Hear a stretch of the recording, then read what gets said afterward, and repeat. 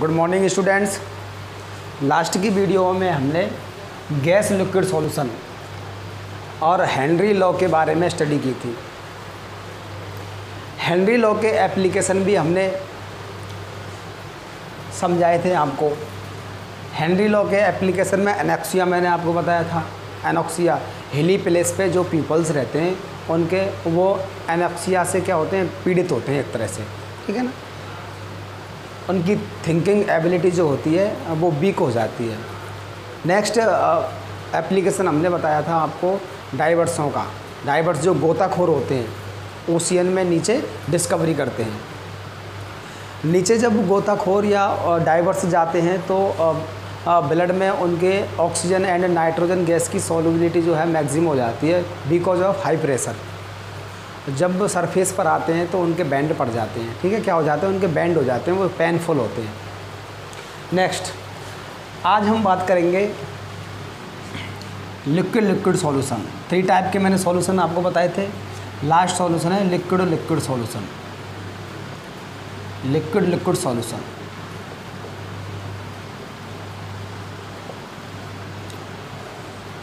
It is known as LL solution.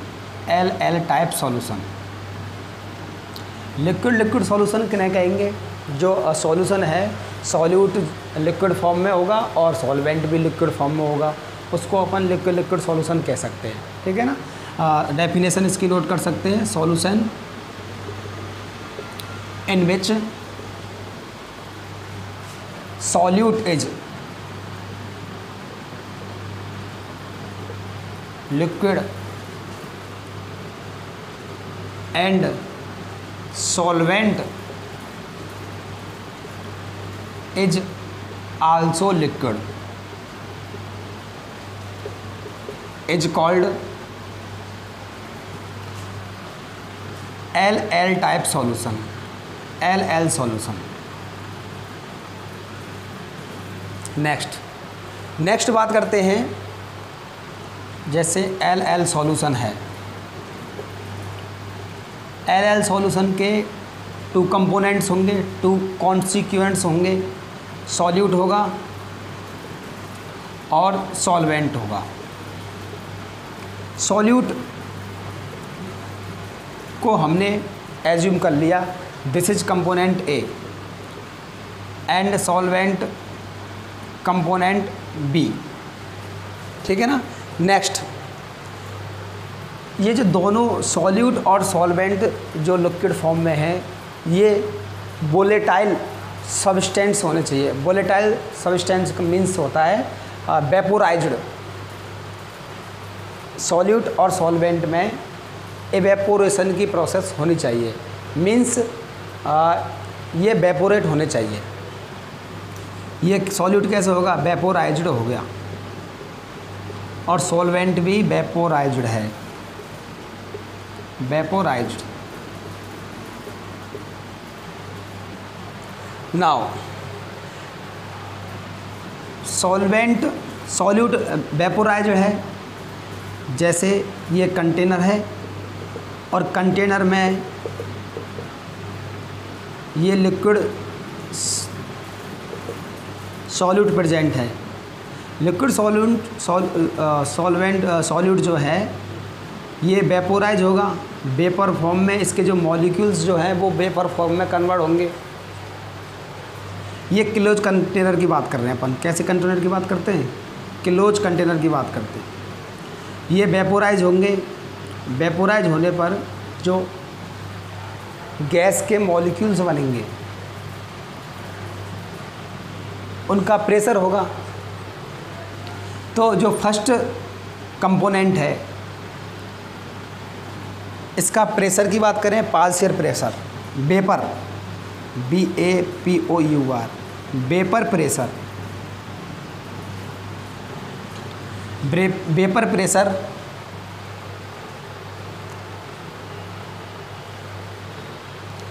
PA, vapour pressure इसका क्या है? PA है। और इसका वेपर प्रेशर क्या है? PB। जो वेपर बनेगी उसका जो प्रेशर होगा उसी को क्या कहेंगे अपन? वेपर प्रेशर कहेंगे। अब वेपर प्रेशर को जस्ट थोड़ी देर बाद समझेंगे। मोल फ्रैक्शन, नेक्स्ट बात करते हैं मोल फ्रैक्शन। सॉल्यूट का mole fraction XA and solvent का मोल फ्रैक्शन है XB। अब हमने यहाँ पे मोल फ्रैक्शन ही कंसीडर्ड क्यों किया? क्योंकि जो प्रेशर जो होता है मोल फ्रैक्शन के डायरेक्टली प्रोपोर्शनल होता है, या फिर अपन कह सकते हैं प्रेशर जो होता है मोल फ्रैक्शन पर डिपेंड करता है, ठीक है ना। LL सॉल्यूशन है, उसमें सॉल्यूट है, सॉल्वेंट है, दोनों जो सबस्टेंस हैं कैसे हैं? वेपोराइज्ड सबस्टेंस हैं। वेपोराइज सबस्टेंस होंगे तो इनका वेपर प्रेशर होगा। Vapour pressure of A equals to PA and vapour pressure of B equals to PB। Mole fraction of A equals to XA and mole fraction of B equals to XB। Note करें इतना आप लोग। अब liquid solution में means liquid में solubility, liquid में solubility को Raoult law के अकॉर्डिंग स्टडी करते हैं। अब राउल्ट लॉ क्या होता है, इसको समझने के लिए वेपर प्रेशर को समझना होगा। Vapour pressure, what means of vapour pressure?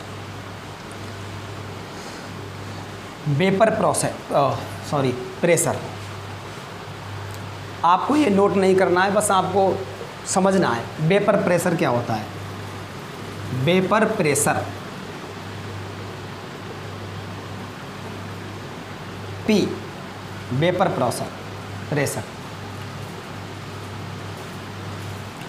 Vapour pressure को समझने के लिए इवेपोरेशन की प्रोसेस भी आपको समझनी होगी। इवेपोरेशन क्या होता है? मान लीजिए ये कंटेनर है, इस कंटेनर में लिक्विड प्रेजेंट है, ये लिक्विड के मॉलिक्यूल हैं। थोड़ा बड़ा लिखते हैं, चित्र को थोड़ा सा बड़ा बनाते हैं। ये कंटेनर, इस कंटेनर में ये लिक्विड प्रेजेंट है, ये लिक्विड के मॉलिक्यूल्स हैं, सरफेस मॉलिक्यूल्स हैं।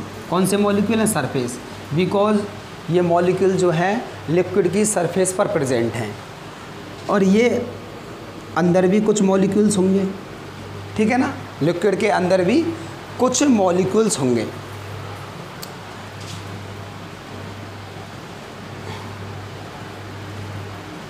जो सरफेस मॉलिक्यूल होते हैं, यहाँ पे लिख दूँ, ये कैसे मॉलिक्यूल हैं? Surface molecule, surface molecules. Surface evaporation का प्रोसेस क्या होता है? ये सरफेस के जो मॉलिक्यूल्स होते हैं वो सरफेस को छोड़कर वेपर फॉर्म में कन्वर्ट हो जाते हैं, वेपोराइज होते हैं। क्या होते हैं? वेपोराइज होते हैं। वेपोराइज क्यों होते हैं? ये सरफेस के मॉलिक्यूल्स जो हैं ये वेपोराइज होते हैं। थोड़ा सा यहाँ पे अब टेम्परेचर इंक्रीज़ करेंगे, जैसे वाटर को हम हीट करते हैं, वाटर को हीट करते तो क्या होता है?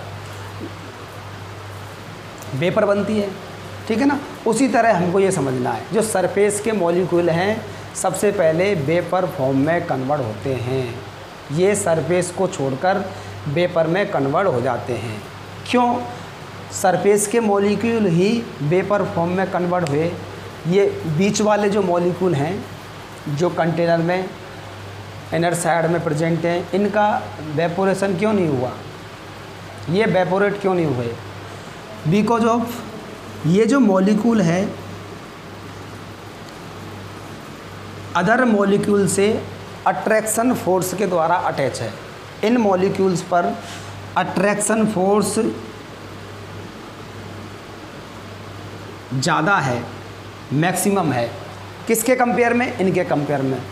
बिकॉज ये मॉलिक्यूल है, इस कंटेनर में और भी लिक्विड के मॉलिक्यूल होंगे, सेम मॉलिक्यूल में attraction force, intermolecular attraction force present होता है। और ये वाला मॉलिक्यूल है, जो बीच वाला मॉलिक्यूल है, अन्य लिक्विड के मॉलिक्यूलों से अट्रैक्शन फोर्स के द्वारा अटैच होता है। इस पर अट्रैक्शन फोर्स का मान हमने एज्यूम कर लिया, मान लिया ज़्यादा है। क्यों ज़्यादा है इसको भी देख लेते हैं। ये सरफेस वाले मॉलिक्यूलों पर अट्रैक्शन फोर्स नीचे वाले मॉलिक्यूल ही लगा पाएंगे, ऊपर तो कोई मॉलिक्यूल है ही नहीं। तो इन दोनों में कंपेयर करें तो इसमें अट्रैक्शन फोर्स ज़्यादा है और इस सरफेस वाले मॉलिक्यूल में अट्रैक्शन फोर्स कम है, ठीक है ना। इन बीच वाले मॉलिक्यूल को कहते हैं बल्क मॉलिक्यूल। क्या कहते हैं? बल्क मॉलिक्यूल्स कहते हैं। बल्क मॉलिक्यूल्स इनको कहते हैं। अब देखो, थोड़ा सा टेम्परेचर इंक्रीज करेंगे तो क्या होगा, काइनेटिक, इन मॉलिक्यूलों की काइनेटिक एनर्जी में चेंज होगा। काइनेटिक एनर्जी, बल्क जो मॉलिक्यूल्स होते हैं इनकी भी काइनेटिक एनर्जी इंक्रीज करेगी और जो सरफेस मॉलिक्यूल होते हैं उनकी काइनेटिक एनर्जी भी इंक्रीज करेगी। काइनेटिक एनर्जी जो है इंक्रीज होगी तो क्या होगा, जो सरफेस वाले मॉलिक्यूल हैं, फर्स्ट ऑफ ऑल सबसे पहले सरफेस वाले मॉलिक्यूल वेपर फॉर्म में कन्वर्ट होंगे, बिकॉज यहाँ पर अट्रैक्शन फोर्स जो है, इंटरमॉलिक्यूलर अट्रैक्शन फोर्स क्या है, कम है। इंटरमॉलिक्यूलर अट्रैक्शन फोर्स क्या है यहाँ पे, कम है। तो जो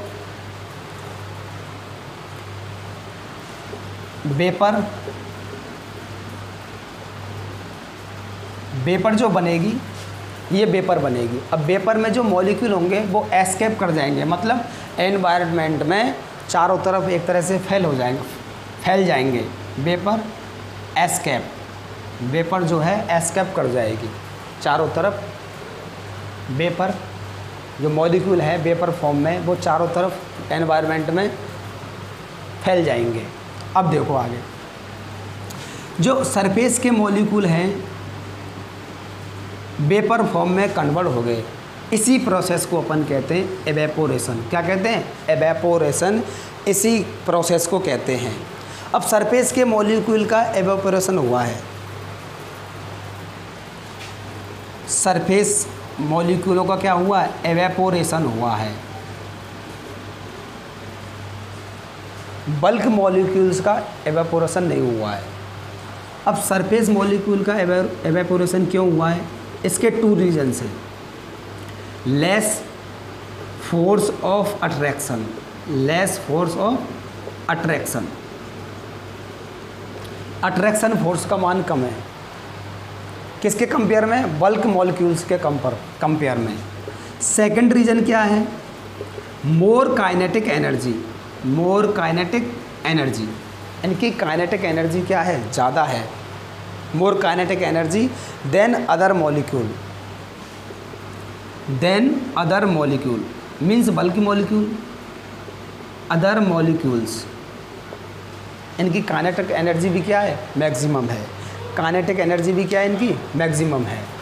तो इस काइनेटिक एनर्जी को हम सरफेस एनर्जी भी कहते हैं। क्या कहते हैं? Surface energy. This energy also known as surface energy,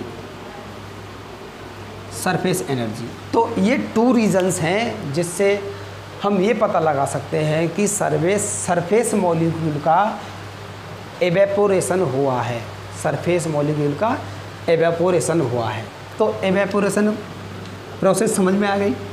जो लिक्विड के मॉलिक्यूल्स हैं, सरफेस वाले मॉलिक्यूल हैं, वो वेपर फॉर्म में कन्वर्ट हो जाते हैं और एस्केप कर जाते हैं, मतलब एनवायरनमेंट में चारों तरफ फैल जाते हैं। इस प्रोसेस को अपन क्या कहते हैं, एवेपोरेशन कहते हैं।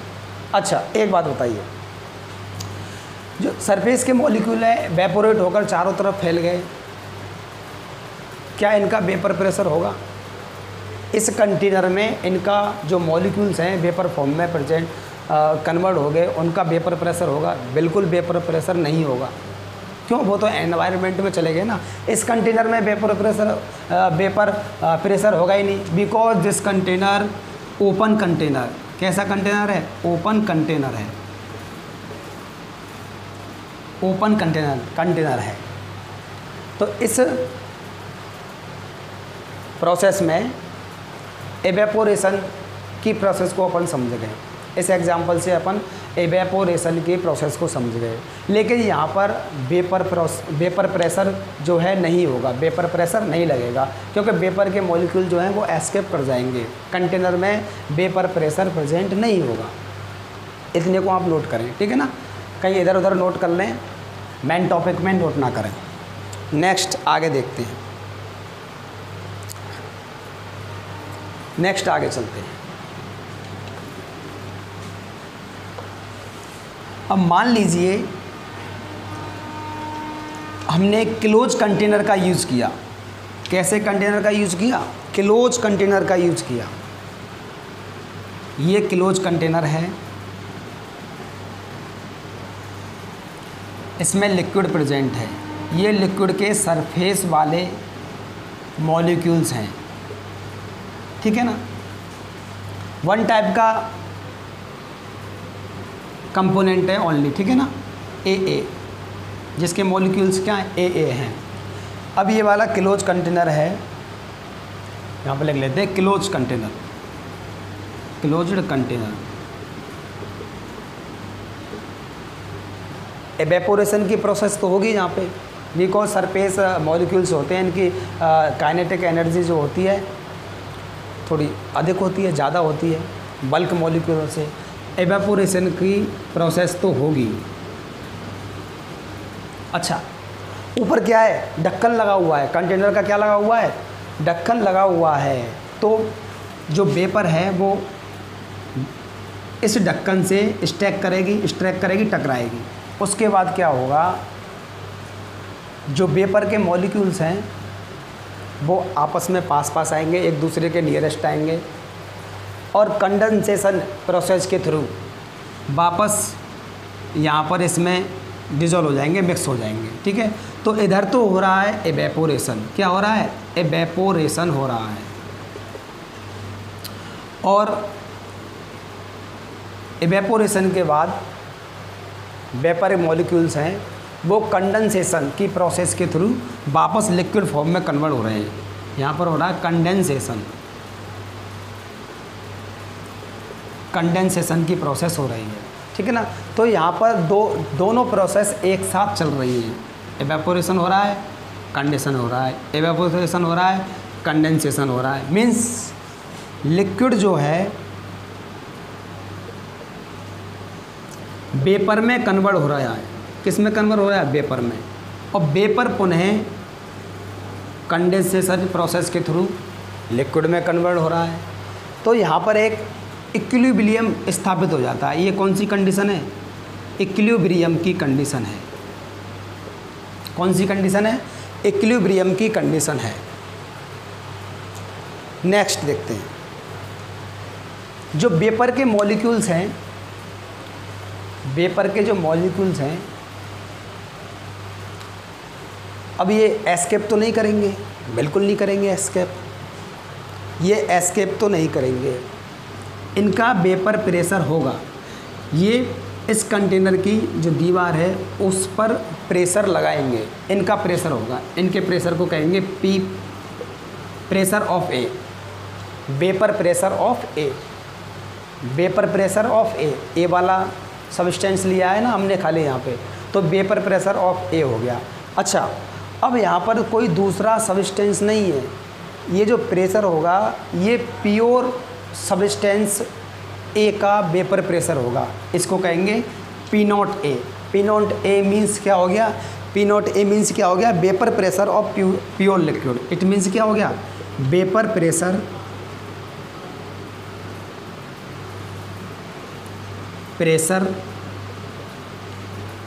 Of pure liquid, of pure liquid. ध्यान रखना, प्योर लिक्विड का वेपर प्रेशर को किससे प्रेजेंट डिनोट करते हैं? P not of A. Not क्या कहते हैं इसको? नॉट, ठीक है ना। नेक्स्ट, अच्छा एक बात आपको यहाँ पे ध्यान रखनी होगी, जो ये वेपर है, vapour can not escaping, can not expecting, sorry escaping, जो वेपर के मॉलिक्यूल है वो एस्केप नहीं करेंगे क्योंकि ढक्कन लगा हुआ है। ढक्कन क्या है? बंद। वापस कंडेंसेशन की प्रोसेस के थ्रू लिक्विड में कन्वर्ट हो जाएंगे। तो ये वेपर के जो मॉलिक्यूल्स हैं ये इस पात्र की कंटेनर की जो वॉल है इसकी दीवार पर प्रेशर लगाएंगे। उस प्रेशर को क्या कहेंगे? वेपर प्रेशर कहेंगे। क्या कहेंगे? वेपर प्रेशर कहेंगे। तो वेपर प्रेशर क्या होता है? The pressure of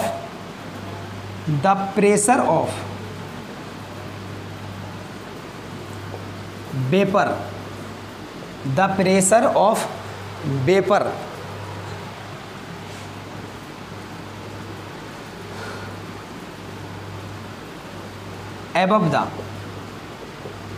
above the liquid surface,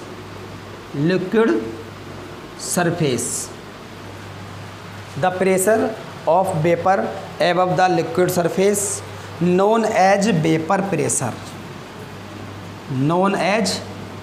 vapor pressure, जो वेपर के मॉलिक्यूल्स हैं कंटेनर की वॉल पर भी प्रेशर लगाएंगे और जो लिक्विड है, लिक्विड की सरफेस है उस पर भी प्रेशर लगाएंगे। ठीक है ना? वापस इसमें डिजोल्व होंगे क्योंकि वेपर के मॉलिक्यूल ज़्यादा हो जाएंगे तो क्या होगा? वापस इधर की तरफ नीचे की तरफ एस्केप करेंगे, नीचे की तरफ आएंगे। तो लिक्विड की सरफेस पे क्या लगाएंगे? प्रेशर लगाएंगे। इसी को क्या कहते हैं अपन? वेपर प्रेशर कहते हैं। तो the pressure of vapour above liquid surface known as vapour pressure. तो वेपर प्रेशर समझ में आया? वेपर का pressure, vapour pressure mean vapour का प्रेशर। वेपर प्रेशर और प्योर लिक्विड P0 क्यों यहाँ पे लिखा है मैंने? क्योंकि ये जो सब्सटेंस है ये प्योर है, इसका जो भी प्रेशर है ये प्योर वेपर का प्रेशर है। किसका प्रेशर है? प्योर वेपर का प्रेशर है ये वाला। ठीक है ना? अगर इसमें 2 सब्सटेंस होते, ठीक है ना, तो इस लिक्विड की सरफेस पर और इस कंटेनर की सरफेस पर दोनों सब्सटेंसों के जो वेपर, दोनों सब्सटेंस की वेपर हैं, वेपर में जो मॉलिक्यूल हैं वो प्रेशर लगाते तो उसको प्योर प्रेशर नहीं कहते अपन। ठीक है ना? P0 और P0 इसको नहीं कहते अपन। इसको नोट करें। वेपर प्रेशर समझ में आ गया? आगे बात करते हैं हम।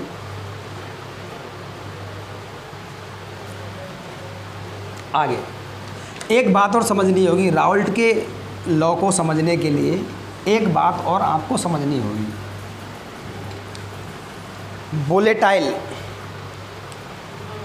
वोलेटाइल सब्सटेंस क्या होते हैं? Volatile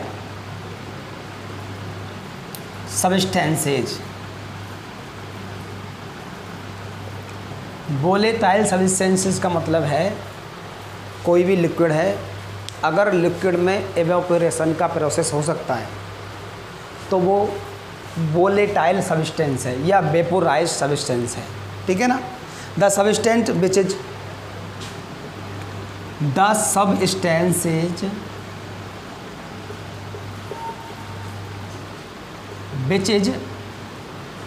vaporized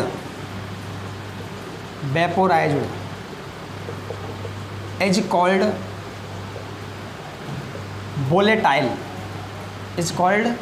volatile, substances। Volatile substances कौन से होंगे? जिनमें एवेपोरेशन का प्रोसेस होगा। सब्सटेंस जो है वेपर फॉर्म में कन्वर्ट होगा उसको कहेंगे volatile substances.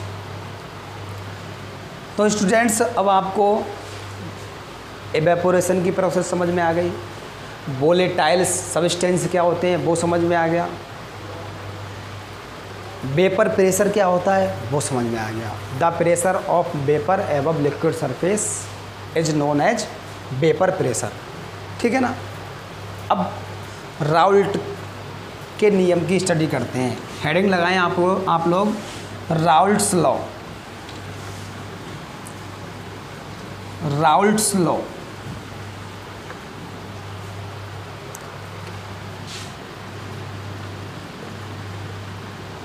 Raoult's law. Raoult's law क्या होता है? इसको समझते हैं अपन।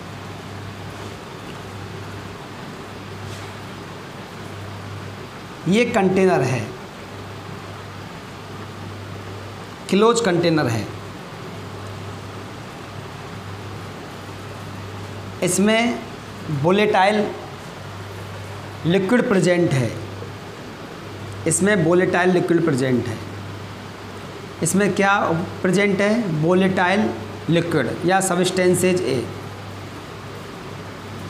सब्सटेंस ए। कैसा कंटेनर है ये? क्लोज कंटेनर है, क्योंकि वेपर प्रेशर जो है क्लोज कंटेनर में ही होगा। क्लोज कंटेनर, एवेपोरेशन की प्रोसेस यहाँ पे होगी, ठीक है ना। एवेपोरेशन की प्रोसेस यहाँ पर होगी और इसका वेपर प्रेशर होगा। क्या होगा? इसका वेपर प्रेशर होगा। ऐसे ही एक दूसरा कंटेनर हमने ले लिया, इस कंटेनर में सब्सटेंस बी प्रेजेंट है, सब्सटेंस बी, ये भी क्लोज कंटेनर है, क्लोज कंटेनर। यहाँ पर भी एवेपोरेशन का प्रोसेस होगा और जो बी सब्सटेंस है इसका भी वेपर प्रेशर होगा, इसका भी क्या होगा? वेपर प्रेशर होगा। इसके वेपर प्रेशर को कहेंगे, प्रेशर को कहेंगे vapour pressure of pure A, इसको कहेंगे vapour pressure of pure B, P naught A and P naught B. अब दोनों जो सब्सटेंस ए और बी लिए थे हमने, अब दोनों को एक ही कंटेनर में बंद कर दें, ऊपर से ढक्कन लगा दिया। ये ए बी ए दोनों सब्सटेंस के मॉलिक्यूल प्रेजेंट होंगे सरफेस पर, लिक्विड की सरफेस पर। इनका एवेपोरेशन भी होगा। इनका एवेपोरेशन में वेपर बनेगी। वेपर में क्या होगा? सब्सटेंस ए के मॉलिक्यूल भी होंगे और सब्सटेंस बी के मॉलिक्यूल भी होंगे। सरफेस पर दोनों अपना अपना प्रेशर डालेंगे, ठीक है ना। तो यहाँ पर वेपर प्रेशर ऑफ ए भी प्रेजेंट होगा और वेपर प्रेशर ऑफ बी भी प्रेजेंट होगा। अब इनके प्योर वेपर प्रेशर नहीं होंगे, पी नॉट ए और पी नॉट बी यहाँ पर नहीं होंगे, बिकॉज दो वोलेटाइल सब्सटेंस हैं, लिक्विड्स हैं, वो आपस में प्रेशर डालेंगे लिक्विड की सरफेस पर, ठीक है ना। अब राउल्ट ने क्या कहा? जो लिक्विड की सरफेस पर जो वेपर प्रेशर होता है, लिक्विड की सरफेस पर वेपर प्रेशर होता है, वो गैसों के मोल फ्रैक्शन के डायरेक्टली प्रोपोर्शनल होता है। समझ में आया कुछ? हेनरी लॉ में भी हमने पढ़ा था, ठीक है। तो देखते हैं, पहले राउल्ट लॉ को देखते हैं। राउल्ट लॉ क्या है इसको नोट करें। In a solution the partial vapour pressure, in a solution the partial vapour pressure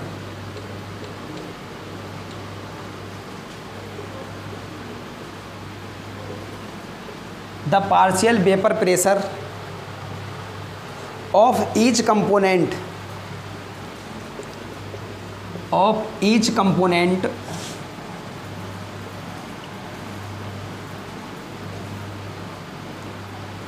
above liquid surface is directly proportional is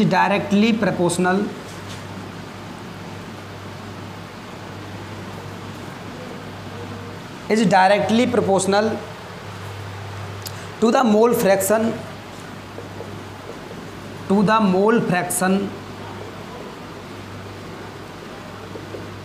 of that component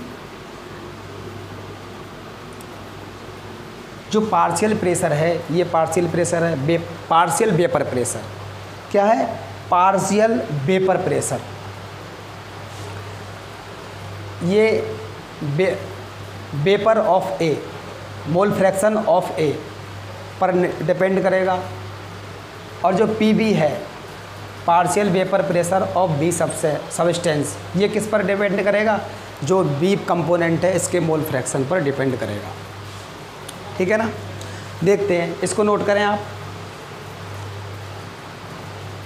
ये सॉल्यूशन हो गया इसमें। क्या हो गया इसमें? सॉल्यूशन। सब्सटेंस ए और बी दोनों मिक्स हैं।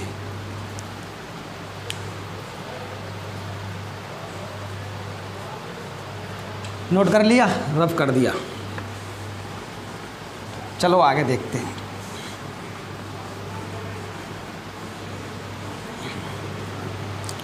According to Raoult law, according to Raoult's law, सबसे पहले सॉल्यूट जो है, इसके लिए देखते हैं सॉल्यूट का vapour pressure of component A, partial vapour pressure of component A directly proportional mole fraction of component A means mole fraction of solute. P A proportional को हटाकर इक्वल का चिन्ह लगाया तो कांस्टेंट आता है के, एक्स ए। अब के क्या है? के एक कांस्टेंट है। इसकी वैल्यू को फाइंड कैसे करें? फाइंड के, इसकी वैल्यू को फाइंड करने के लिए एक कंसेप्ट हम पे आना चाहिए। वो कंसेप्ट क्या है? कोई भी सॉल्यूशन है, उसका टोटल मोल फ्रैक्शन कितना होता है? बताओ। 1 होता है। X A plus X B equals to क्या होता है? 1। मोल फ्रैक्शन में लास्ट की वीडियो में मैंने आपको मोल फ्रैक्शन कराया है, वहाँ पर आप देख सकते हैं। कोई भी सॉल्यूशन है, उसका टोटल मोल फ्रैक्शन किसके इक्वल होता है? 1 के इक्वल होता है। ठीक है ना? अब के की वैल्यू को अपन कैसे काउंट करेंगे? फाइंड के। Let us consider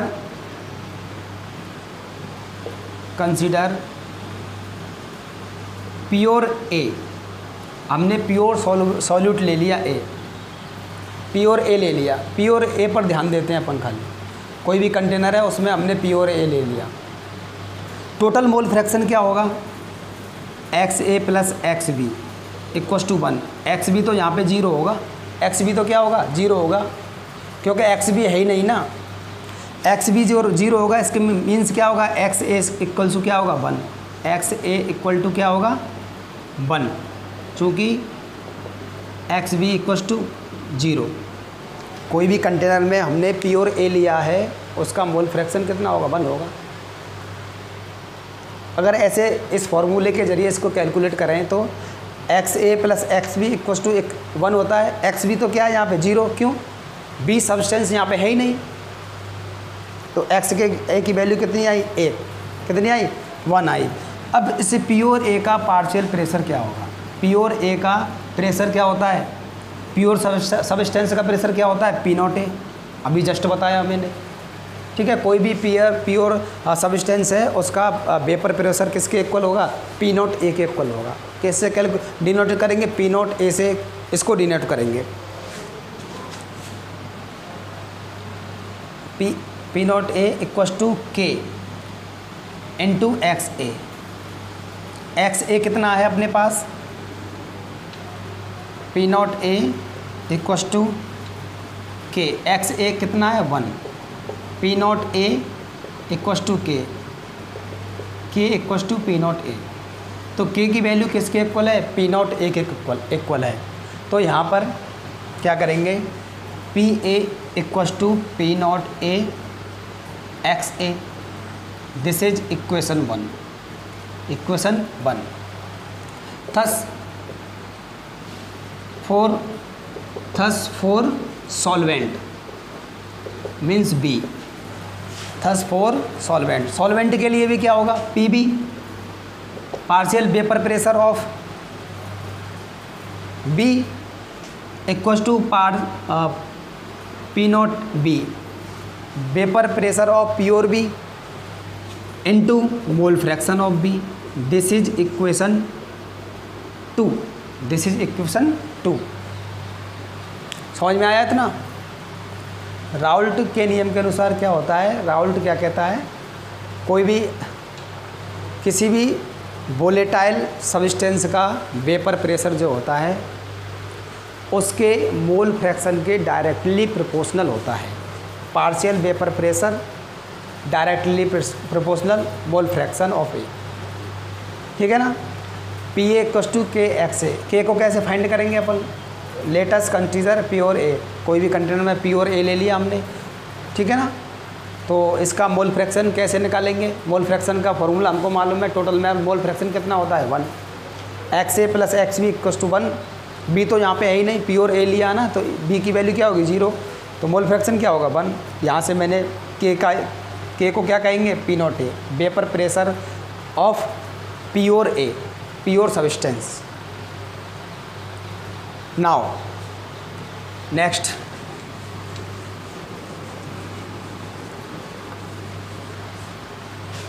here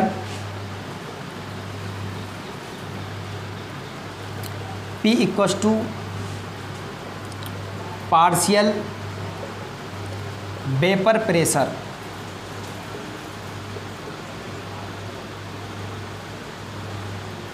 of substance A, PB equals to partial vapor pressure of substance B, P naught A equals to partial vapour pressure, partial नहीं होगा क्योंकि प्योर है तो वही प्रेजेंट होगा, वेपर में उसी के मॉलिक्यूल प्रेजेंट होंगे तो वो तो प्योर होगा, वो तो क्या होगा, प्योर होगा, पार्शियल नहीं होगा। एक ही वेपर के मॉलिक्यूल्स हैं ना, तो वही प्रेशर लगाएंगे, टोटल प्रेशर उन्हीं का होगा। तो वेपर प्रेशर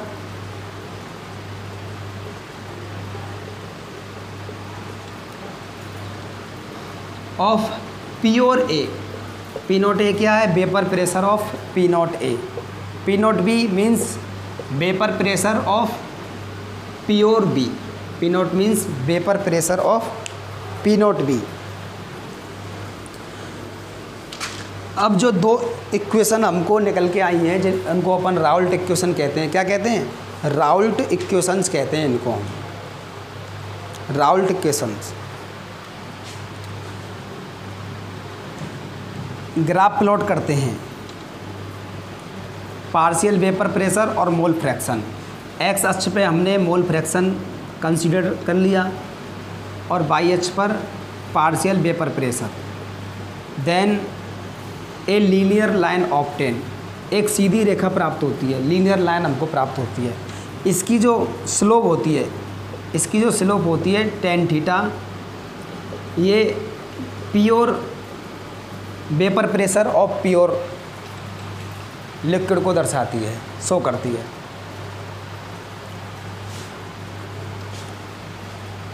फॉर्मूला क्या होता है अपना, P A equals to P naught A X ए,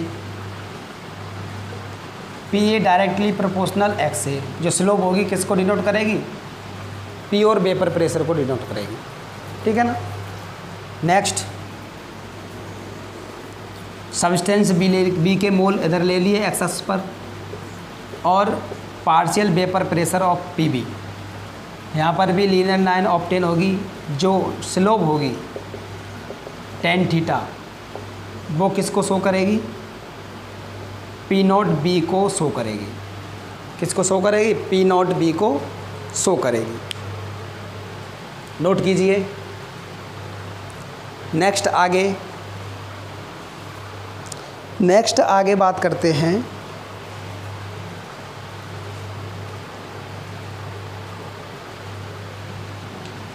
आगे ये किसके लिए है, P A equals to P naught A X A, equation 1 के लिए है। ये ग्राफ किसके लिए है, P B equals to P naught B X B, equation number 2। इस ग्राफ से हमको ये समझ में आ रहा है पार्शियल मोल फ्रैक्शन को इंक्रीज करेंगे तो पार्शियल वेपर प्रेशर भी इंक्रीज होगा, ठीक है ना। Next equation 1 and equation 2 known as Raoult equation.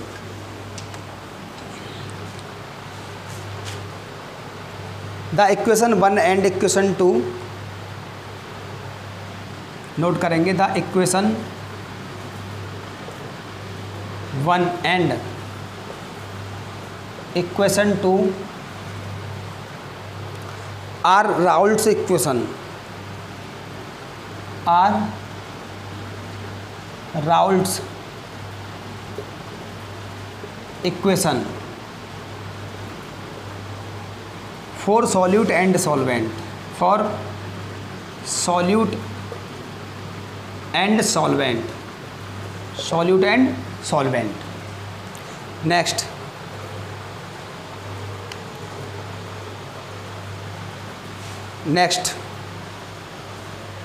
Container में हमने दोनों सब्सटेंसों को एक साथ लिया था, ठीक है ना। सब्सटेंस ए का पार्शियल वेपर प्रेशर क्या था, P A, and substance B का पार्शियल वेपर प्रेशर क्या था, पी बी। अब टोटल वेपर प्रेशर की बात करें, टोटल वेपर प्रेशर को कैसे कैलकुलेट करेंगे, total vapour pressure P equals to P A plus P B, equation number 3। ऐसे तो कैलकुलेट करेंगे, जितनी भी वेपर होगी, ठीक है ना, वेपर के जितने भी टाइप्स होंगे सभी का पार्शियल वेपर प्रेशर होगा, सबको ऐड कर देंगे, टोटल वेपर प्रेशर आ जाएगा। ये डाल्टन का नियम है, डाल्टन्स लॉ 11th क्लास में आपने स्टडी की होगी, Dalton's law. Next P A की वैल्यू पी बी की और पी बी की वैल्यू यहाँ पर पुट कर दें। The values of P A and P B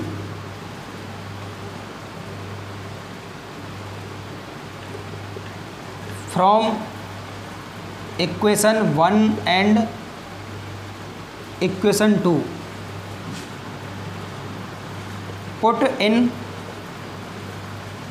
equation 3, then P equals to P A की वैल्यू क्या होती है, P naught A into X A plus P B की वैल्यू ऐसे आएगा, P naught A P naught B into X B. Clear? Now we know that XA plus XB equals to 1. The total mole fraction of solution equals to 1 means XA plus XB equals to 1. ऐसे भी लिख सकते हैं इसको, total mole fraction X zeta होता है एक तरह से, जीटा X तो बोलते हैं, वैसे क्या होता है, जीटा होता है। आगे इतना नोट कर लिए ये सब कुछ, आगे देखते हैं। वैल्यू हमने पुट कर दी, एक कंसेप्ट को यूज करके इस फॉर्मूले को सिंपल करते हैं। P X A plus X B equals to 1। X A की वैल्यू निकालें तो क्या निकलेगी, 1 minus X B. X B को हमने क्या कर दिया, ट्रांसफ़र कर दिया उधर लेफ्ट हैंड साइड से राइट हैंड साइड में, तो ये साइन चेंज हो जाएगा, माइनस का हो जाएगा। ये हो गया इक्वेशन नंबर 4। वैल्यू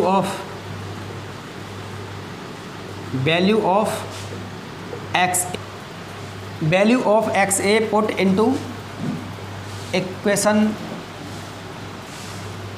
3, किसको मान लिया हमने, चलो इसको कोई इक्वेशन नहीं मानते, ठीक है ना, नॉर्मली करते हैं हम। P equals to P naught A 1 minus X B, X A की वैल्यू, एक्स ए की वैल्यू क्या है 1 माइनस एक्स बी, वो पुट कर दी यहाँ पे, plus P naught B into X B. Now P equals to P naught A, इसको यहाँ मल्टीप्लाई किया P naught A minus P naught A into X B plus P naught B X B. P naught A X B इस value के साथ P naught B X B, P naught B X B minus P naught A X B plus P naught A. कोई change नहीं किया मैंने, value को मैंने इधर उधर पुट कर दिया, थोड़ा इजी हो जाए इस वजह से। इस वैल्यू को मैंने थोड़ा सा यहाँ पे ले लिया, पॉजिटिव प्लस की है प्लस की रहेगी, ये वाली टर्म्स जो है नेगेटिव की है नेगेटिव की रहेगी, ये वाली टर्म पॉजिटिव है, ठीक है ना। अब मैंने ऐसे एक्सचेंज क्यों किया, एडजस्ट मैंने इसे क्यों किया, रीज़न है, क्या रीज़न है, यहाँ से एलसीएम भी आ जाएगा, X B P naught B minus P naught A plus P naught A. This equation most important equation, equation number 4, equation number 4। इस इक्वेशन पर बेस्ड क्वेश्चन न्यूमेरिकल्स जो होते हैं एग्ज़ाम में पूछे जाते हैं, आपसे नोट करें। नेक्स्ट आगे चलते हैं, इक्वेशन नंबर 4 का यूज़ करते हैं मोल फ्रैक्शन और वेपर प्रेशर के बिटवीन में एक ग्राफ प्लॉट करते हैं। Graph between mole fraction and vapour pressure, mole fraction and vapour pressure. Now ध्यान से समझें इस ग्राफ को।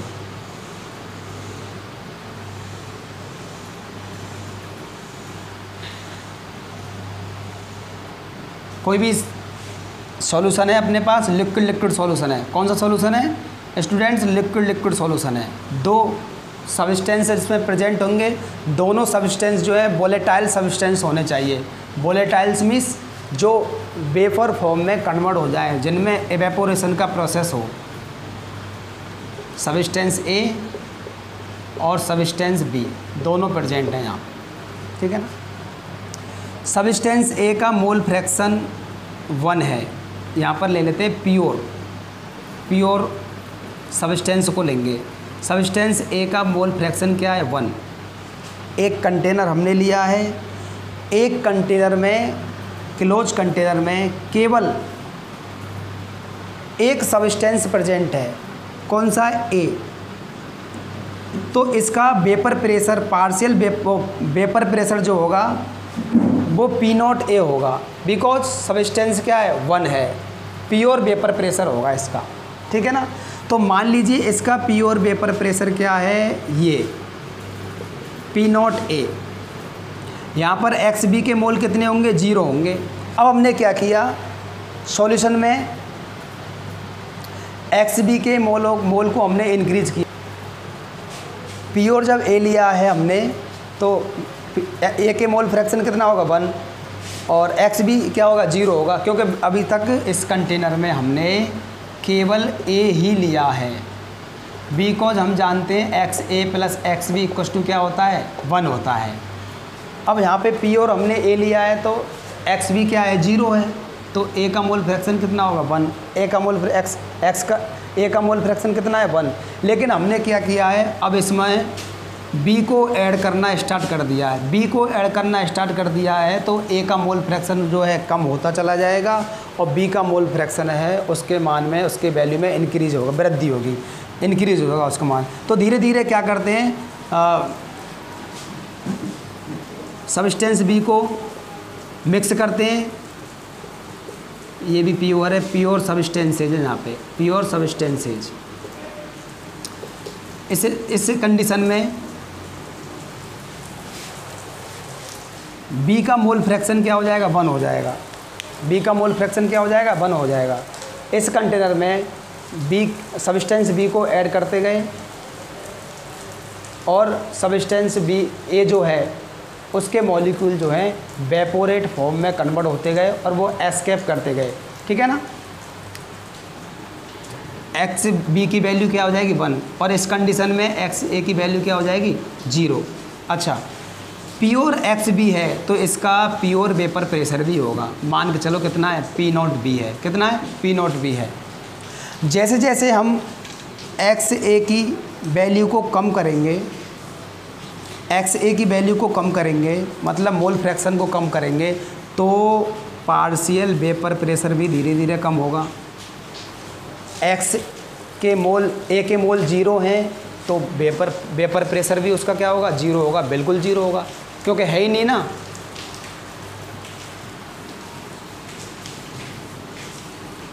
हमने क्या किया, बी को हमने ऐड किया, बी के मोल फ्रैक्शन में क्या है, धीरे धीरे इंक्रीज हुई, तो उसका पार्शियल प्रेशर भी धीरे धीरे इंक्रीज होगा, बिल्कुल होगा, क्योंकि पार्शियल वेपर प्रेशर किस पे डिपेंड करता है, मोल फ्रैक्शन पर डिपेंड करता है।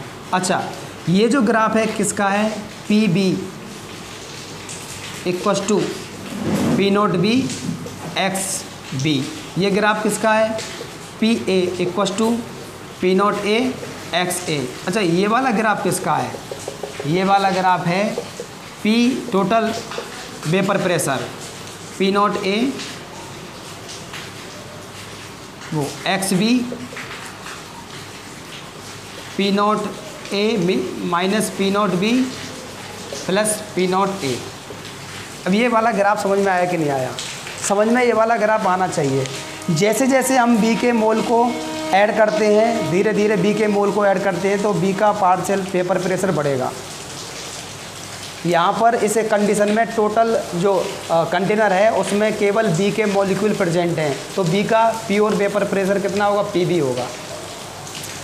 इस स्थिति में, इस कंडीशन में केवल ए सब्सटेंस के मॉलिक्यूल हैं तो ए का प्योर वेपर प्रेशर होगा। धीरे धीरे हमने क्या किया, इस कंडीशन में ए के मोल फ्रैक्शन कितने हो गए, 0 हो गए। क्यों हो गए, क्योंकि हमने इनको धीरे धीरे कम करते गए तो वेपर प्रेशर भी धीरे धीरे कम होगा। Because according to Raoult law the vapour pressure of any substance is directly proportional mole fraction of that substance. आज की क्लास में इतनी ही स्टडी करेंगे। नेक्स्ट लेक्चर में हम राउल्ट लॉ पर बेस्ड क्वेश्चन न्यूमेरिकल सॉल्व करेंगे। Thank you. और बच्चों, थोड़ी सी बरसात हो गई है, उसकी वजह से वीडियो में अंधेरा हो गया है। कोई बात नहीं, दिख तो रहा है ना, बिल्कुल दिख रहा है।